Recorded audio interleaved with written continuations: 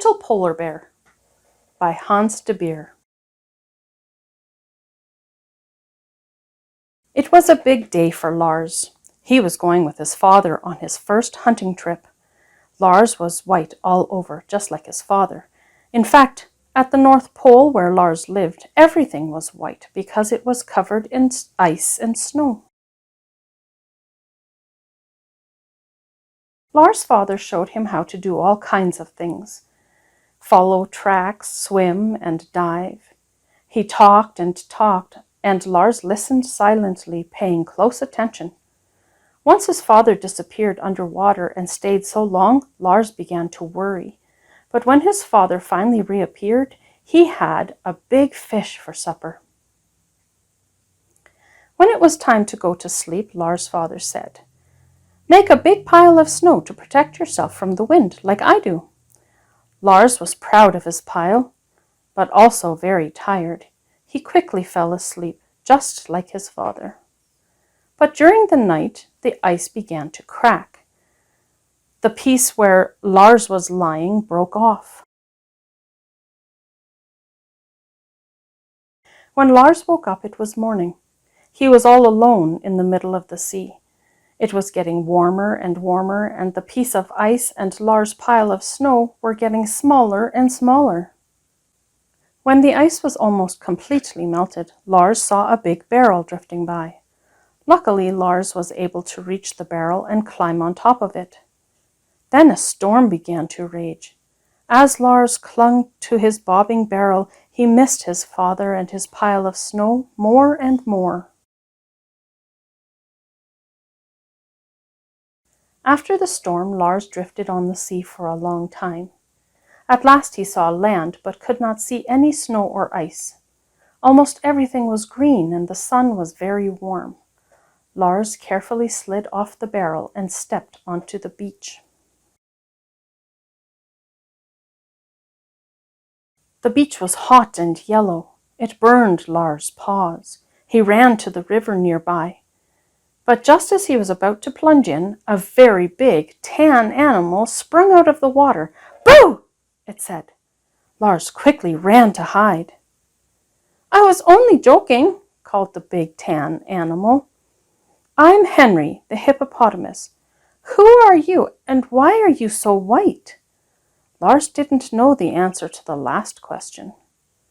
"Where I come from, everything is white," he said. He told Henry about his long journey and asked him how he could get back to his father. Henry listened sympathetically, but he seemed confused.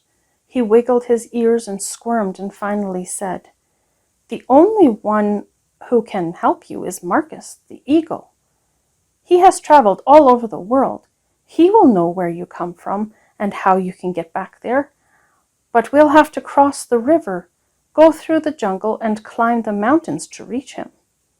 Lars was happy to go, but when he looked at the river, he said, "The only problem is that I can't swim very well yet."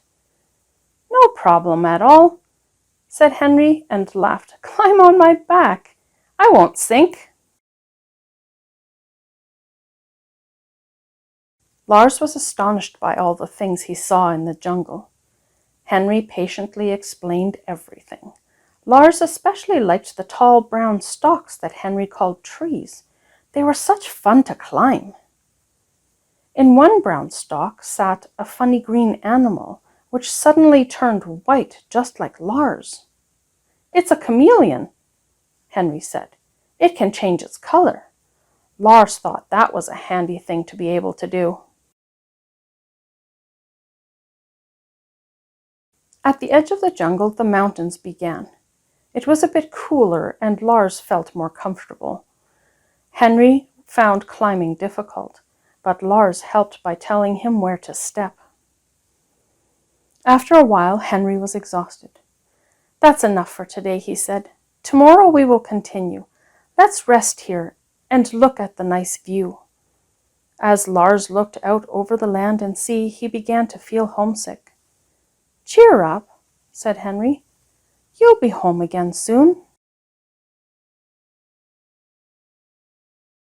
The next day they climbed higher. Henry had to stop often to catch his breath, but at last he called, "Here comes Marcus!" as a huge bird swooped down near Lars. Lars ducked. "Don't be afraid," said Henry. "Marcus seems gruff, but he's really quite friendly." Henry said good morning to Marcus and politely explained why they had come. The eagle looked at Lars and then said, "Well, well, a polar bear in the tropics. You're a long way from home, aren't you, young man? Fortunately, I can arrange your passage back. Tomorrow morning I will have Samson fetch you from the beach." "Thank you very much, sir," Lars said shyly. The next morning Henry and Lars met Marcus on the beach. "Right on time," said Marcus proudly as a huge grey whale arrived. Although Henry was happy for Lars, he was also sorry to see him go. "Take care of yourself," he said sadly. "Thanks for everything, Henry," Lars called out as the whale swam away. Marcus flew along a bit to set them on their way. Henry stood alone on the beach. He kept watching for a long time after Lars and the Samson swam a long way until they were surrounded by ice and snow. "We must be near your home now," he said. At the same moment, Lars called, "There he is! My father! Father, I'm back!" Lars' father couldn't believe his eyes. There was Lars riding on top of a whale. Lars' father was very tired from looking for Lars, but he wasn't too tired to catch a big fish for Samson to thank him. Samson waved as he swam away. "And now," said Lars' father, "we must go straight home because your mother is very worried." On the way home, Lars rode on his father's back. Everything was white and he was surrounded by snow and ice. But this time Lars talked and talked while his father was silent. He told his father about all the amazing things he had seen. Henry, the tall brown stalks, Marcus, and much more. "You didn't meet anyone who was white?" asked his father in surprise. "Nobody except a chameleon," said Lars, "but that doesn't count." Lars had to laugh by himself because his father didn't understand his joke.